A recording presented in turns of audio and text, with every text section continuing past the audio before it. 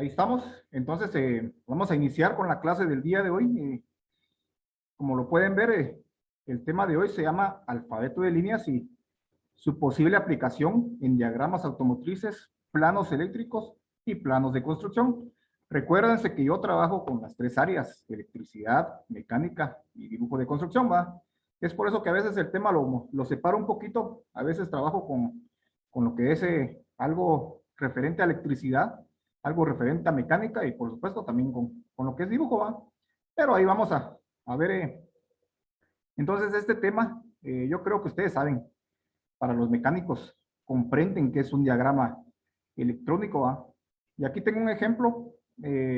Yo manejo o sigo mucho, miren, esta página en el Face. Siempre he dicho que la tecnología hay que aprovecharla, no solamente estar viendo ahí videos de risa, ¿va? Que en esos tiempos difíciles las risas nos hacen falta, pero miren, se llama diagramas automotrices. La vez pasada me dijeron unos compañeros que seguían estas páginas y no les miento. Miren, encontré esta publicación donde dice: hola, buenas tardes, estoy empezando con esto de leer diagramas eléctricos. ¿Me puedes ayudar? Dice, ¿qué significan esos puntos de color negro y esas líneas? Gracias. Se refiere a esto. Imagino que la persona lo encontró en un diagrama y no sabe cómo leerlo. Y para no mentirles también, entre los, ¿cómo se llama? Entre las respuestas está hasta que me gustó, miren. Lógicamente, yo soy maestro de dibujo de técnico, entonces un consejo que le da ahí don Sergio Trangoni, ¿sabe de qué país será? Dice: consejo, ve algo de dibujo técnico y tipos de trazos y vas a entender mejor. Nadie nace sabiendo, ¿va? Ahí está la publicación. ¿Por qué? Porque de lo que es un diagrama, esto lo transformamos a la vida real. Yo siempre he dicho que en el caso de los compañeros de mecánica, van a cambiar llantas, pastillas, fricciones, reparaciones de motor, pero hay algo que está cambiando el mundo, que los carros ahora vienen muy, muy sensorizados y cuesta mucho trabajar con ellos, ¿va? Recuérdense que el sensor siempre tiene lo que es una conexión eléctrica y si ustedes pierden o se pierde esa conexión, el carro no va a funcionar correctamente. Entonces, con el tema estamos trabajando lo que es alfabeto de líneas y hago solamente como referencia de que alfabetos hay muchos. Para las personas con capacidades especiales, pues está el braille, pues ellos con el tacto lo pueden leer. Ese es su alfabeto. Está el alfabeto chino. Está, por ejemplo, el que nosotros utilizamos, el que nosotros entendemos, y a través de la historia han habido muchos alfabetos. Está el alfabeto griego. Nuestros ancestros, los mayas, pues tenían su propia forma de comunicarse, ¿va? Nosotros, como estamos trabajando lo que es el curso de dibujo técnico, pues aparece lo que es el alfabeto de líneas. Es un tema muy importante para los compañeros de electricidad, que ellos en un momento de su carrera van a comprender y van a aprender lo que son planos de electricidad. Los compañeros ¿cómo se llama? De dibujo de construcción van a entender y van a dibujar lo que son planos de casas. Y para los compañeros de mecánica, pues van a leer lo que son diagramas automotrices, ¿va? Siempre les he dicho que no necesariamente los van a hacer, pero sí en un momento los van a leer. Entonces, nuestro alfabeto de líneas se compone de 9 líneas, las cuales tienen un nombre. Por ejemplo, aquí podemos ver de línea de contorno principal, línea de contorno general, línea de proyección, línea guía, línea de dimensión o cota, está la línea de ruptura larga, está también la línea de corte o sección, está la línea de centro eje, y está la línea de perfil oculto o línea punteada. Es la que preguntaba ahí el individuo de qué significaba. Para ser sincero, algunas simbologías o definiciones van a cambiar, pero ustedes con la simbología, pues, pueden aprender o saber a qué se refiere. Cada línea, por supuesto, tiene una forma y un espesor. Hay líneas que son muy gruesas en su tonalidad. Hay líneas que son algo tenues, tienen su diferente simbología, como por ejemplo el caso de la línea de cota, ruptura larga. Miren, todas estas que están aquí entran en una clasificación que se llama líneas continuas, o sea que su trazo no se interrumpe. Y estas que están aquí abajito son líneas discontinuas, o sea que su trazo se interrumpe. Y por lógica, cada línea tiene lo que es una definición, es la que ahorita vamos a ver más despacito y a continuación. Por supuesto, también la línea, para no confundirse en lo que son los planos, va a tener lo que es una mina o un punto de lo que es punto de lápiz para que la tonalidad salga adecuada a lo que se quiere simbolizar. Nosotros en dibujo de construcción no utilizamos lo que es diferentes líneas, perdón, diferentes minas, sino que con la presión que nosotros le hacemos a lo que es el lápiz podemos sacar lo que es una tonalidad diferente y así es como lo utilizamos. Pero esta es la explicación de por qué, por ejemplo, cuando usted compra un lápiz, dice, por ejemplo, HB. Un lápiz Mongol, por ejemplo, dice que es mina HB, o sea, es la tonalidad con la que la mina pinta. Hay minas, por ejemplo, que son HB o F, hay H, 2H, H, entre H. La clasificación, por ejemplo, 2B, 3B, 4B son las que más fuerte pintan, o sea, la mina es más suave. Y la clasificación H, por ejemplo, 2H, 3H, 4H, son las que más fuerte van a pintar. Yo me recuerdo que eso se los expliqué cuando estábamos viendo los instrumentos y miramos lo que es el portaminas. Ahí le expliqué la clasificación de lo que son minas. Ahora, para que nosotros desarrollemos lo que es un juego de planos, también entramos en lo que es función de los rapidógrafos, que en su momento también ya lo vimos. Hay puntos, o sea, el punto 8, el punto 5, el punto 2, el punto 1. Entonces, entre más bajo sea el número, por ejemplo, el punto 1 es el más delgado, por decir que puede haber. Y el 1.2 es el más grueso que puede haber o pueda pintar, ¿va? Entonces vamos a decir que en el alfabeto de línea, por ejemplo, la línea es la entidad fundamental y quizá lo más importante en el dibujo técnico.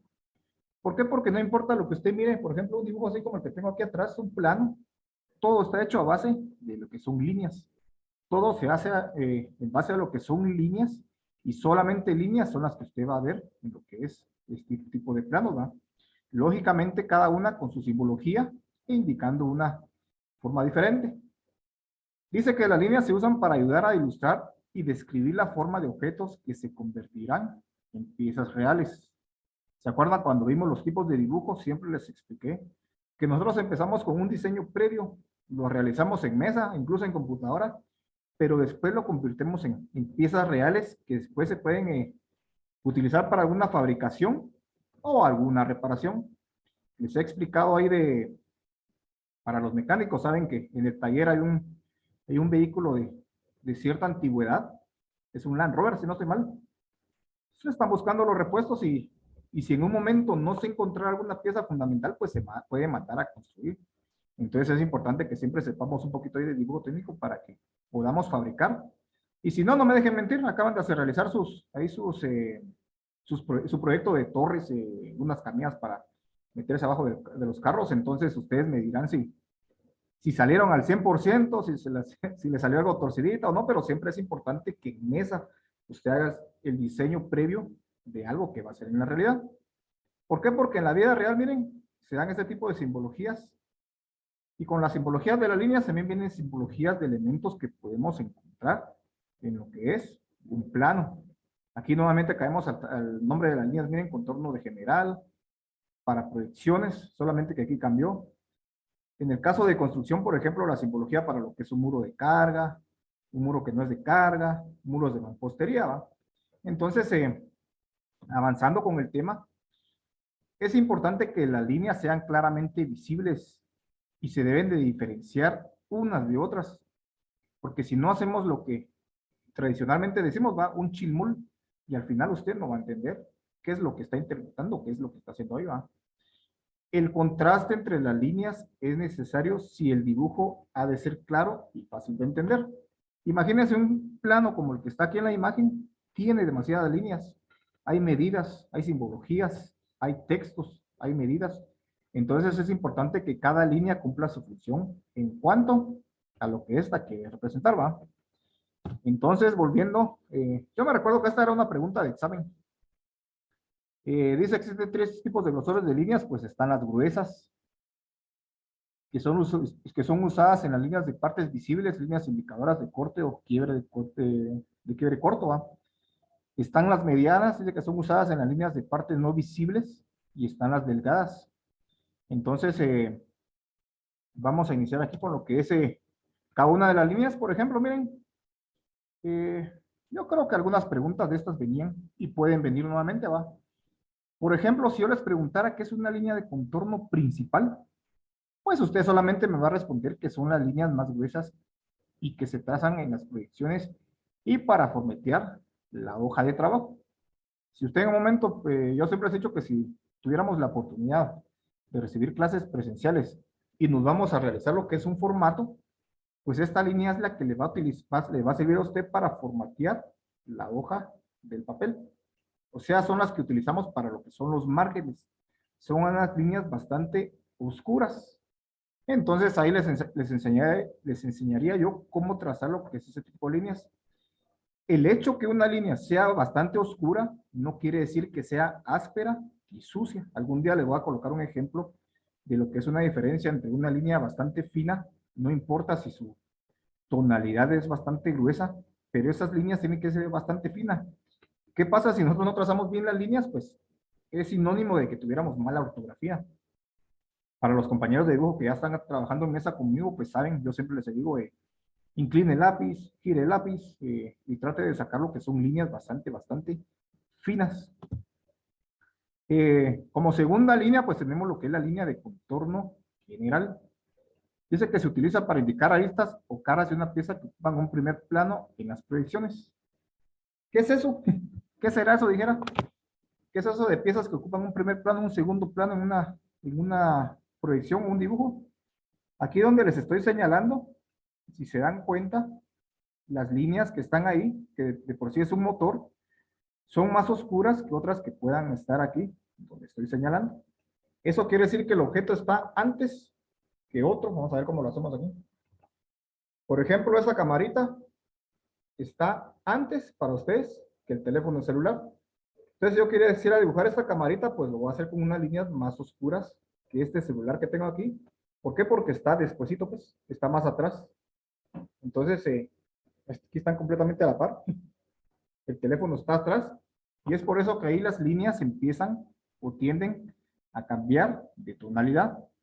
Dice que esta línea se utiliza con un lápiz H y un punto de rapidógrafo 5 o un punto 8. Entonces esa es su definición. También tenemos lo que es la línea de proyección. Dice que se utiliza para indicar aristas o caras de una pieza que ocupan un segundo plano. O sea, volviendo al ejemplo anterior, serían estas que las indiqué aquí. O sea, que están atrás, en un plano anterior. Entonces, estas tienen lo que es un punto de rapidógrafo 1 y un lápiz 2H. Recuérdense que el lápiz H es el que menos pinta. Entonces, por ejemplo, 2H, 3H, 4H, entre más aumenta el número de la letra, por decirlo así, 2H, 3H, menos va a pintar. Siguiendo con el tema, una importante que se utiliza mayormente es la línea guía. Dice que la línea guía se utiliza para comenzar a delimitar trazos y para marcar la altura de alguna rotulación. O sea que en pocas palabras, antes que usted realice lo que es un dibujo formalmente como debe de ser, usted va a realizar lo que son trazos preliminares, pues, o sea, suavecito. Yo estaba viendo unos cuadros, yo no sé si ustedes hicieron unos cuadros de pintura, pero antes de pintar, pues hicieron sus líneas, hicieron su dibujo, lo hicieron hacia en sucio, como dicen muchos. Entonces, para esto sirve una línea guía.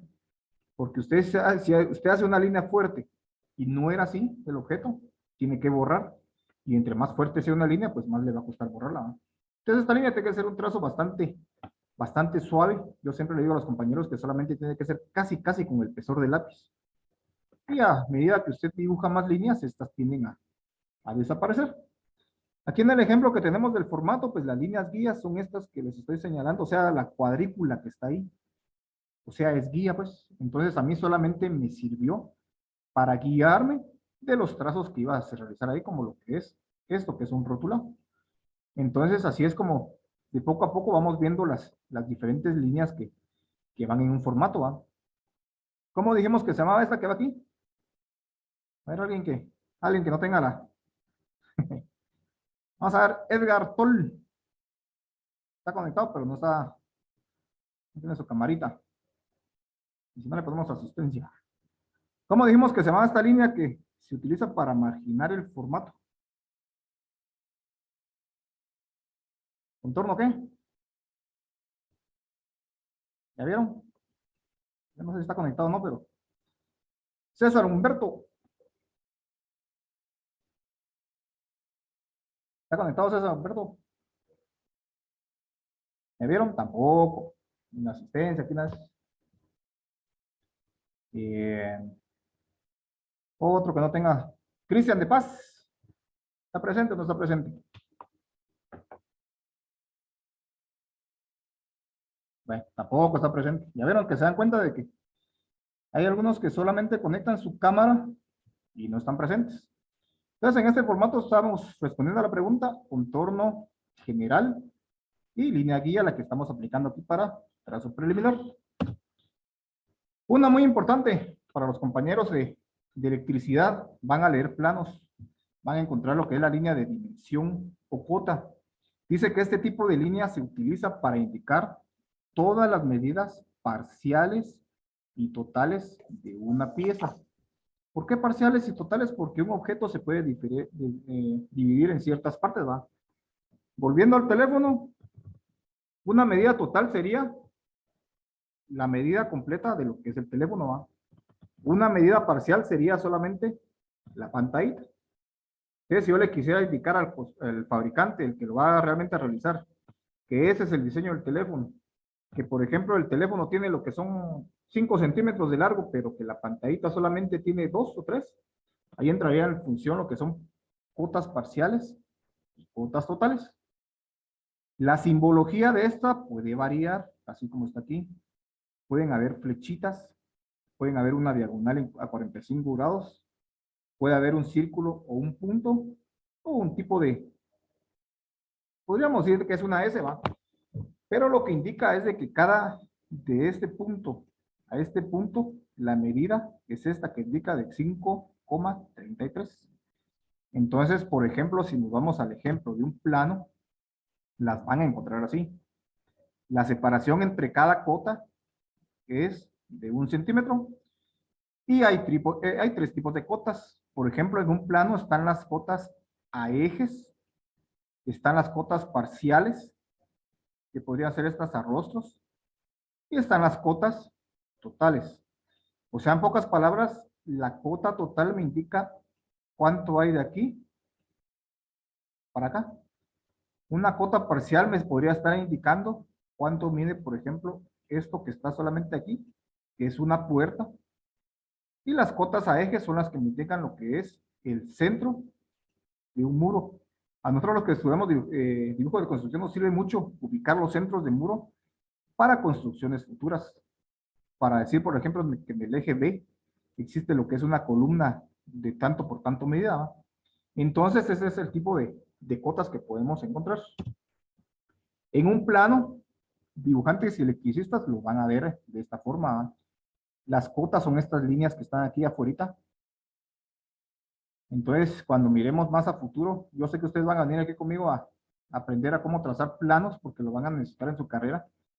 Vamos a ver más detenidamente lo que son las cotas, cómo se estructuran los que son los ejes. Y dada lo que es una planta, así como usted, como está aquí, usted va a empezar a desarrollar lo que es su circuito de 12 luminarias cada uno, ¿va? Va a empezar a ubicar sus tomacorrientes, va a empezar a ubicar lo que son las tuberías que van en cielo, pero en fin, ese es un tema que vamos a ver más adelante. Hay una línea que se llama de ruptura larga también. Dice que esta línea se utiliza cuando se está dibujando una pieza demasiado grande o larga y se desea dibujar solamente una parte. Así como aquí está el objeto, ¿va? Imaginemos el eje de un carro, solo le queremos dibujar una parte. Entonces se corta y se simboliza de esta forma.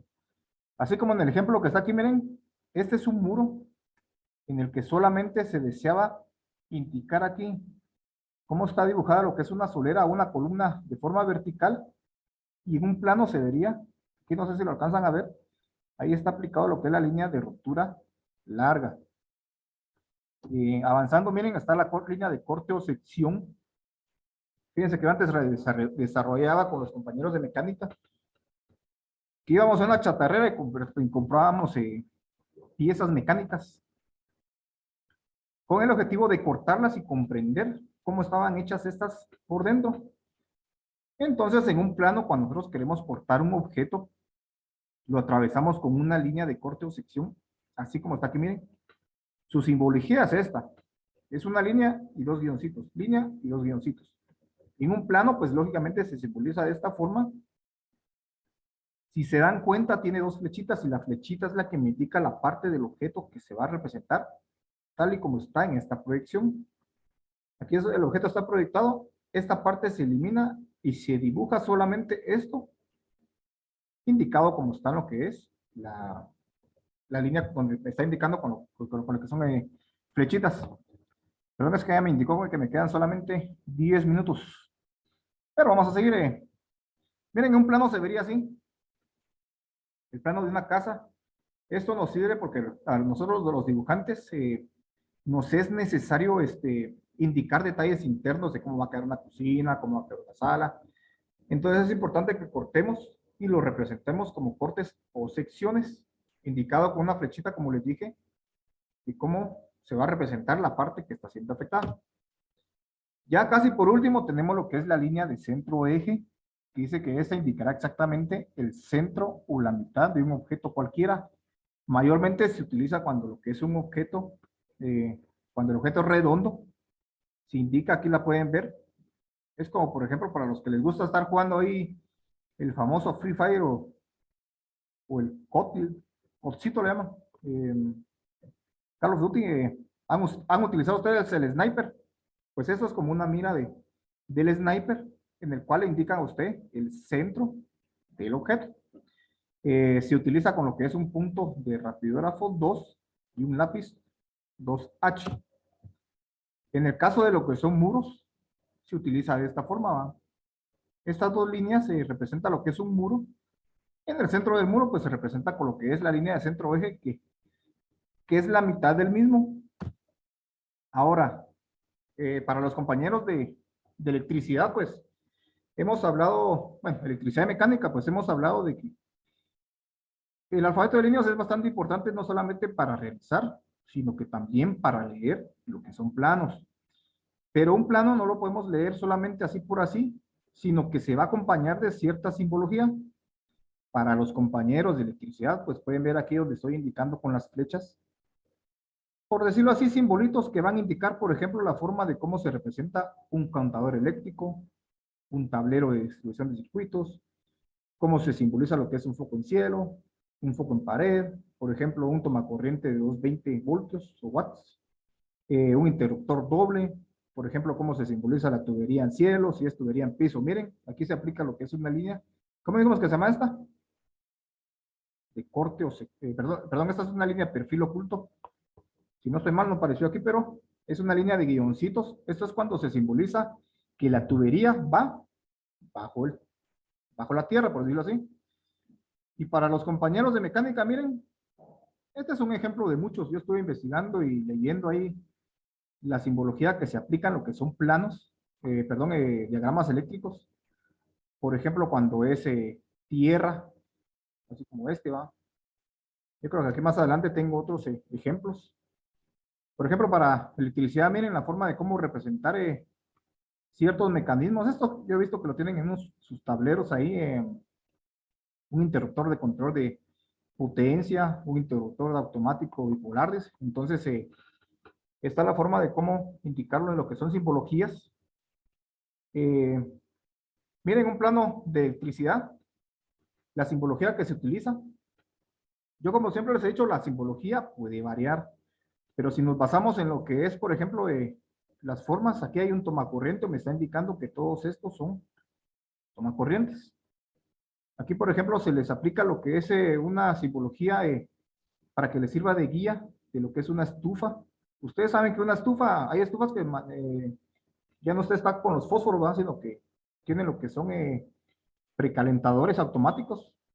Y de esa forma usted puede encender la hornilla, entonces van a necesitar ahí lo que es un tomacorriente. Tomacorrientes para lo que son la lavadora, la secadora, luminarias en el cielo. Ese será un posible reflector, va. Cómo llevarle corriente a lo que es un ventilador. Y muchas cosas. Para los diagramas eléctricos de los compañeros de mecánica, les decía, ¿quién está rayando ahí? Bueno, lo bueno que me aparece el nombre. Dice que los técnicos automotrices usan los diagramas eléctricos para determinar cómo funciona un sistema y también sirve de ayuda en el proceso de diagnóstico o reparación de un sistema eléctrico. Siempre les he dicho que los mecánicos van a necesitar de esto, entonces también nos vamos a auxiliar de cierta simbología para poder leer y comprender lo que son este tipo de diagramas, ¿va? Al inicio, en la segunda clase, les coloqué aquel ejemplo de mi proyecto que yo realizo y todo esto inicia con el famoso tablero, ¿va? Eh, en el cual es fácil verlo en lo que es un dibujo, pero en la vida real se ve así. Y la pregunta de por qué hay tanto alambre es porque cada indicador, pues lógicamente va conectado a un sensor y cada alambrito pues lleva lo que es una señal a lo que es el tablero, ¿va? Entonces, desde aquí tenemos que empezar a conocer qué es un velocímetro, un tacómetro, el que mide las revoluciones, indicador de batería, indicador de aceite, indicador de gasolina, si el carro está caliente, está frío, y muchas cosas, ¿va? Miren aquí, esta imagen me la descargué de internet, y solamente aquí hay 56 simbologías que pueden aparecer en un tablero, ¿va? No todas van a aparecer, porque no todos los carros tienen lo que son las mismas funciones. Pero viene a esto, miren, al tanate de cables que puede tener un carro, y eso transformándolo en dibujo, pues se convierte en lo que es un diagrama automotriz, el cual de simple y sencilla forma va a aparecer con lo que es esto aquí. Entonces, si nosotros queremos leer este diagrama, pues vamos a entender de que está su acumulador o batería. Aquí me indica que una de las terminales va a lo que es tierra, sale un positivo. ¿Y qué significa esto que está aquí? Aquí me lo indica, miren.